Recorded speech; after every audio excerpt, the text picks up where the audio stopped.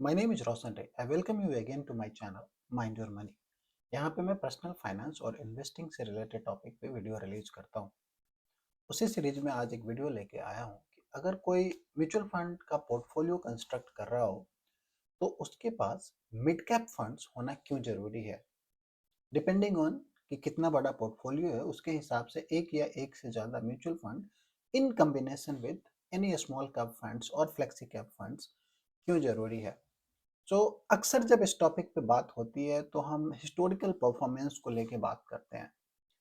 मैं historical performance को तो शेयर करूंगा in comparison with small cap and mid cap funds, लेकिन उससे भी ज़्यादा ज़रूरी ये है समझना कि क्यों मिड कैप फंड्स कई बार बेहतर परफॉर्म करते हैं compare to small cap funds और flexi cap funds. Large cap से तो कंपेयर करना ही बेकार है क्योंकि लार्ज कैप में कुछ सिग्निफिकेंट रिटर्न आ नहीं रहा है और आने की उम्मीद भी नहीं है। हम उस वाई को समझने की कोशिश करेंगे कि क्यों ऐसा होता है। और अगर आप वीडियो पूरे एंड तक देखेंगे तो आपको ये कन्विंसिंग लगेगा कि यस, ऐसा क्यों होता है। मैं जो रीजनिंग आपके साथ शेयर करूंगा। सो होता यह है कि स्टॉक मार्केट में सबसे बड़ी कोई चीज अगर होती है तो वो होती है डिमांड एंड सप्लाई का इक्वेशन। यानी एक स्टॉक में कितनी बाइंग आ रही है और उस समय कितनी सेलिंग आ रही है। स्टॉक को हम थोड़ा सा अलग नजरिए से देखें। अगर हम इसको कंपनी की बात करें, कंपनी कितनी भी अच्छी कर रही हो, उस कंपनी के स्टॉक में अगर बाइंग नहीं आ रही है, डिमांड नहीं है, तो वो स्टॉक परफॉर्म नहीं करेगा। कंपनी अच्छी परफॉर्म करती रहेगी, कंपनी के रिजल्ट्स अच्छे आते रहेंगे, लेकिन स्टॉक से जो रिटर्न बनना है वो नहीं बनेगा। दूसरी तरफ वही कंपनी एवरेज परफॉर्म कर रही हो, लेकिन उसके इन्वेस्टर का जो परसेप्शन है उस स्टॉक को लेके वो अगर सही है और उसमें डिमांड आ रही है तो वो स्टॉक परफॉर्म करेगा, रिगार्डलेस ऑफ कंपनी की रिजल्ट एवरेज भी आ रही हो तो। सो सबसे बड़ा चीज ये समझ में आया ओवर पीरियड ऑफ टाइम कि डिमांड एंड सप्लाई का इक्वेशन हमेशा इंपॉर्टेंट होता कंपनी की परफॉर्मेंस के कंपैरिजन में। अब बात ये मैं क्यों कह रहा हूँ मिड कैप फंड्स के कॉन्टेक्स्ट में। सो एज पर रेगुलेटर से भी हमारे पास जो मिड कैप कैटेगरी के स्टॉक्स हैं वो टोटल 150 स्टॉक्स है। ये आपको स्क्रीन पे दिखेगा अभी। कुल मिला के 150 स्टॉक है। अब इनका जो नंबर है वो लिमिटेड है। स्मॉल कैप की तरह नहीं है कि 250 से लेके आगे के जितने भी स्टॉक्स हैं, 7000 स्टॉक्स लिस्टेड है, 250 ऑनवर्ड्स, वो सारे small cap and further micro cap की कैटेगरी में आते हैं। मिड कैप का नंबर ऑफ स्टॉक किसी भी टाइम पे फिक्स रहता है 150 स्टॉक्स। अब डिमांड कौन जनरेट कर सकता है इस स्टॉक में? तो इसमें जो डिमांड जनरेट कर सकते हैं कई अलग अलग तरह के प्लेयर्स, यानी कि कई अलग तरह के बायर्स। सबसे पहले अगर हम डोमेस्टिक पर्सपेक्टिव से देखें तो इंडियन म्यूचुअल फंड कंपनी जो हैं वो सबसे बड़ा डिमांड क्रिएट करते हैं, यानी सबसे बड़े बायर्स हैं। अब इंडिया में 40 से ज्यादा म्यूचुअल फंड कंपनीज हैं, म्यूचुअल फंड हाउस है, और लगभग हर एक म्यूचुअल फंड कंपनीज के पास किसी न किसी फॉर्म में मिड कैप फंड है। ज्यादातर के पास तो डायरेक्ट मिड कैप फंड्स है, कुछ के पास लार्ज एंड स्मॉल कैप के कॉम्बिनेशन के फॉर्म में मिड कैप फंड्स हैं, और स्मॉल कैप फंड्स जो रन करते हैं उसमें भी अक्सर वो मिड कैप स्टॉक्स का कुछ परसेंटेज रखते हैं। अगर हम डोमेस्टिक डिमांड की बात करें, इंडियन कंपनीज की बात, म्यूचुअल फंड कंपनीज की बात करें, तो वहां चारों तरफ से डिमांड आएगी इस 150 स्टॉक्स में से वो स्टॉक जो एवरेज एंड एवरेज से बेहतर कर रहे हैं। तो एक डिमांड कैटेगरी यहां से है। अब बात करते हैं दूसरी डिमांड कैटेगरी की। दूसरी डिमांड वहां से आएगी जो FII है, फॉरेन इंस्टीट्यूशनल इन्वेस्टर है, जो इंडिया से बाहर के इन्वेस्टर हैं, चाहे दूसरे कंट्री के इंस्टीट्यूशनल इन्वेस्टर कैटेगरी में आप वहाँ के सुपर फंड्स को उठा के देख लें। सुपर फंड्स यानी इंडिया में जिसको हम प्रोविडेंट फंड कहते हैं। वहाँ की यूनिवर्सिटीज को देख लें जिनके पास अपना खुद का फंड होता है इन्वेस्ट करने के लिए, या फिर वेल्थ मैनेजमेंट कंपनी जो इंडिया से बाहर काम करती है, ऑपरेट करती है, और उनका इंटरेस्ट अगर इंडियन मार्केट में इन्वेस्ट करना है। अब होता अभी तक ये हो रहा था कि वो सारी जो बाहर की डिमांड थी, इंडिया से बाहर के इन्वेस्टर थे, वो so called blue chip company, large cap companies में इन्वेस्ट करते थे, जैसे कि टीसीएस, इन्फोसिस, विप्रो, सन फार्मा, या फिर रिलायंस इंडस्ट्री, बैंकिंग में एचडीएफसी, आईसीआईसीआई। अब वो उन कंपनियों का साइज इतना बड़ा हो चुका है कि उन इन्वेस्टर्स का अब वहां पे इंटरेस्ट नहीं है। साथ में वो जो बाहर के इन्वेस्टर का जितना बड़ा पैसा होता है, स्मॉल कैप कंपनीज में जाके इन्वेस्ट करना उनके लिए वहां पे भी चैलेंजिंग होता है। यानी कि अगर उनके पास लेट आप ऐसा मान लें कि 10,000 20,000 करोड़ रुपए इन्वेस्ट करना है, तो स्मॉल कैप कंपनी कई ऐसी हैं जिनको पूरी की पूरी कंपनी खरीद लेंगे वो, और वो प्रैक्टिकली पॉसिबल नहीं है क्योंकि जो कंपनी प्रमोटर्स है वो पूरी की पूरी कंपनी बेचने को राजी नहीं होंगे। दूसरी चीज, अगर वो अपने कैपिटल का 2%, 3%, 1% बहुत सारे स्मॉल कैप कंपनीज में इन्वेस्ट करेंगे, स्टॉक में इन्वेस्ट करेंगे, वो भी उनके लिए एक फिजिबल सॉल्यूशन नहीं होता। तो अगर उनको इंडिया में इन्वेस्ट करना चाहते हैं तो उनके लिए ये मिड कैप स्टॉक्स का जो लिस्ट है, जो हेवन है, वो भी काफी अट्रैक्टिव हो जाता है उनके लिए। So domestic demand as well as foreign demand दोनों आते हैं।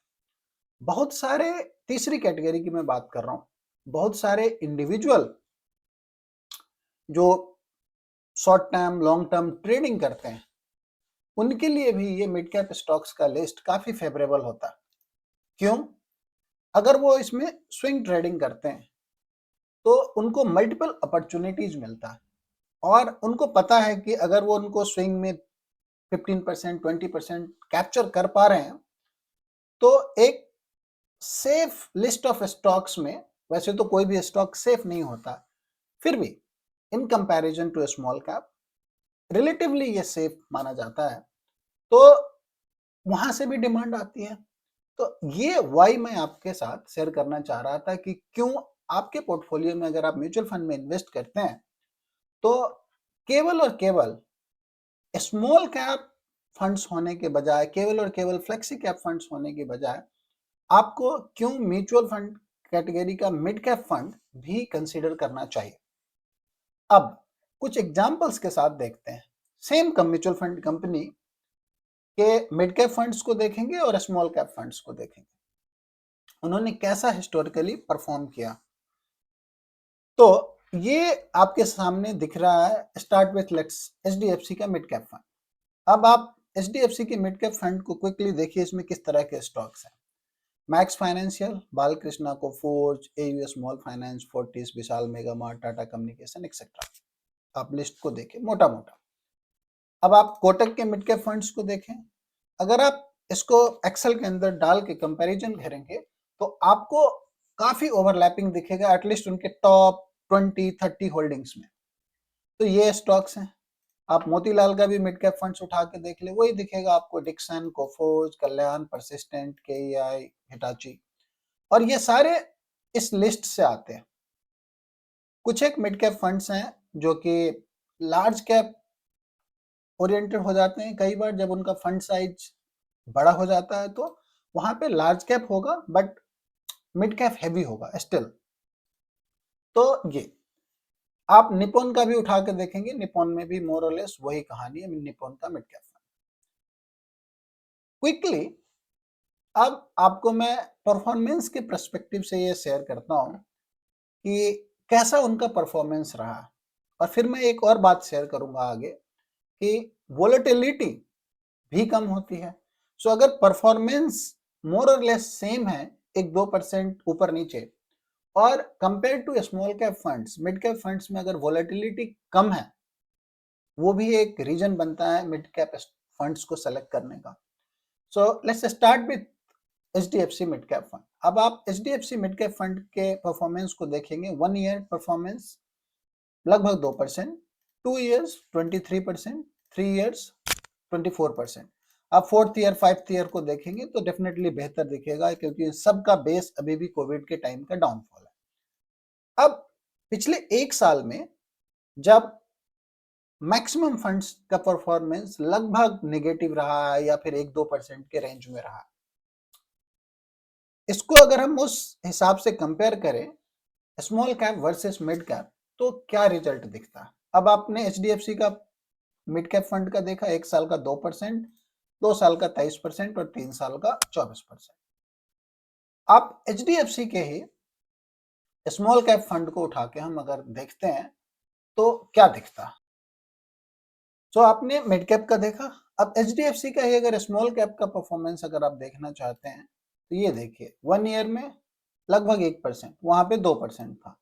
2 ईयर्स 18%, 18.5, 3 ईयर्स 23%।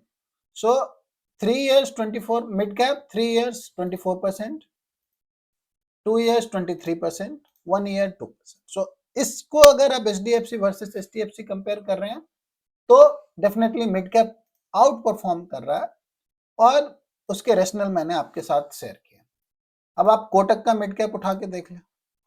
कोटक के मिड कैप का परफॉर्मेंस एक साल का लगभग 3%, 2 साल का 23% और 3 साल का 21%, 22% के रेंज में।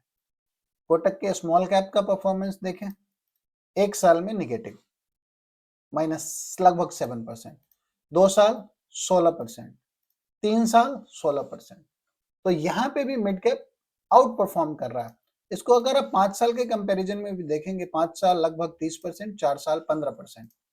क्या परफॉर्मेंस रहा है, 5 साल 30% और 4 साल डेफिनेटली स्मॉल कैप से बेहतर रहा। मोतीलाल ओसवाल के मिड कैप फंड को आप उठा के कर देखें, एक साल फ्लैट, कुछ भी रिटर्न नहीं, 3 साल 27%, 2 साल 29%। इनके स्मॉल कैप का देखें, एक साल 3%, 2 साल, आई डोंट थिंक ये फंड लॉन्च भी हुआ था 2 साल पहले, ये लॉन्च ही हुआ है, तो इसके डेटा को हम कंपैरिजन नहीं कर सकते, कोई सेंस नहीं बनता। लेट्स निप्पॉन का देखते हैं। निप्पॉन का मिड कैप एक साल 1%, 2 साल 24%, 3 साल 24% और 4 और 5 साल डेफिनेटली ज्यादा होगा।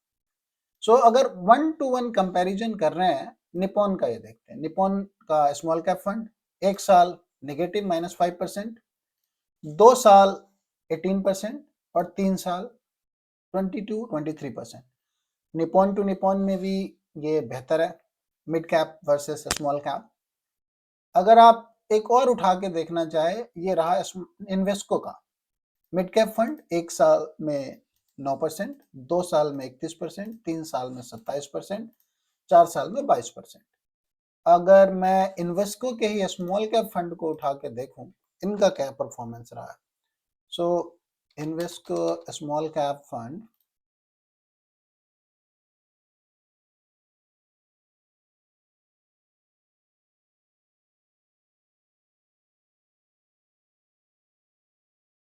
तो ये है इन्वेस्को का स्मॉल कैप फंड। सो एक साल में फ्लैट, 2 साल 27%, 3 साल 25% और 4 और 5 साल का अगर है तो डेफिनेटली बेहतर होगा। एक साल फ्लैट, 2 साल 27% और 3 साल 25%। अब इन्वेस्को का मिड कैप, एक साल 9%, 2 साल में 31% एंड 3 साल में 27%। सो यहाँ भी बेहतर है। तो मैं आपको ये हाईलाइट करना चाह रहा था कि अगर हम परफॉर्मेंस को भी कंपेयर करते हैं तो वैसे टाइम में जब ओवरऑल मार्केट परफॉर्म नहीं कर रहा है, तभी भी रिलेटिवली स्मॉल कैप से बेहतर परफॉर्मेंस दिख रहा है मिड कैप फंड्स का। साथ में वोलेटिलिटी कम है, यानी कि up and down of NAV जो होता है स्मॉल कैप में वो कम होता है, और सॉरी मिड कैप में कम होता है स्मॉल कैप के कंपैरिजन में। और मैंने आपके साथ रीजनिंग शेयर किया है कि ऐसा होता क्यों है।